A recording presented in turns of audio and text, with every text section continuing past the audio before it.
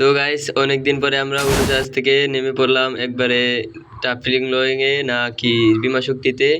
তো আমরা নেমে পড়ে চলে যাচ্ছি একবারে মাটির দিকে। তো মাটির দিকে নামার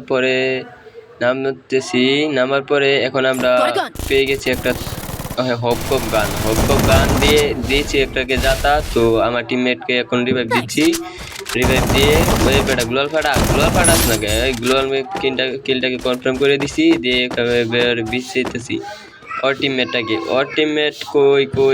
কই ওই নিচের দিকে যা, তো নিচের দিকে যা, নিচে ওই নিচেই আছে, ওই নিচের দিকে ওই এনিমিটাকে দেখে একবারে পাঠিয়ে দিলাম লবিতে।